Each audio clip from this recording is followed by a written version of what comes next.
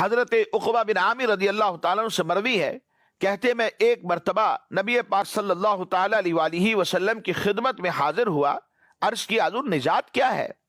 ہر شخص ہی تو نجات کا متلاشی ہے، کوشش کر رہا ہے کہ مجھے دنیا میں بھی نجات ملے اور آخرت میں مجھے نجات مل جائے۔ نفس نفسی کا عالم ہوگا، یوم حشر ہوگا، اور اس روز میں نجات پا جاؤں، کس کی خواہش نہیں ہو سکتی؟ حضرت عقبہ بن عامر رضی اللہ تعالیٰ عنہ مصطفیٰ جان رحمت سے یہ سوال کر رہے ہیں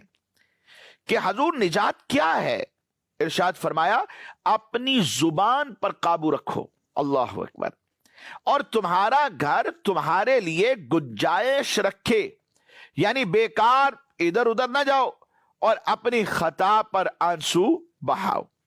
تین چیزیں اس حدیث مبارک میں نجات کا سامان بیان کی گئی،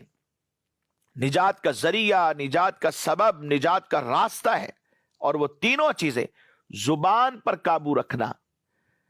ایمان والا بات کرے تو اچھی کرے ورنہ خاموش رہے، کسی کو تکلیف نہ دے، اور دوسری بات فرمایا ضرورت کے بغیر گھر سے باہر نہ نکلو، اپنے گھر میں رہو، ادھر ادھر جانے کی حاجت ہی کیا ہے، اور اپنی خطا پر آنسو بہاتے رہو، اللہ سے ڈرتے رہو، مالک سے رو رو کر دعائیں مانگتے رہو۔ یہ تین اوصاف ایسے ہیں کہ جو انسان کے لیے نجات کا سبب بن جاتے ہیں۔ یاد رکھیے، زبان کی حفاظت، اس کی نگہداشت، فضولیات و لغویات سے اسے باز رکھنا، یہ بہت ضروری ہے،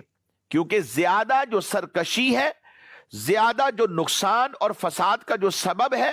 وہ یہی زبان ہے، اسی سے ہوتا ہے۔ اور جو شخص اپنی زبان کو کھلی چھٹی دے دیتا ہے اور اس کی لگام ڈھیلی چھوڑ دیتا ہے تو شیطان اسے ہلاکت میں ڈال دیتا ہے۔ زبان کی حفاظت کا ایک فائدہ علماء نے لکھا کہ یہ بھی ہوتا ہے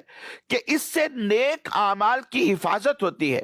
کیونکہ جو شخص زبان کی حفاظت نہیں کرتا بلکہ ہر وقت وہ گفتگو میں مصروف رہتا ہے، بولتا چلا جاتا ہے، ایسا شخص لوگوں کی غیبت میں مبتلا ہونے سے بچ جائے بہت مشکل ہوتا ہے۔ یوں ہی اس سے کفریہ الفاظ زبان سے نکل جاتے ہیں، کیونکہ حدیث میں فرمایا کہ کبھی انسان سے ایسا جملہ سرزد ہو جاتا ہے، اسے پتہ نہیں ہے اور اللہ کی ناراضگی کا ہے، رب اس سے ناراض ہو چکا ہے اور اسے علم ہی نہیں، اور یہ بہت بڑا نقصان کہ انسان کو علم ہی نہیں ہے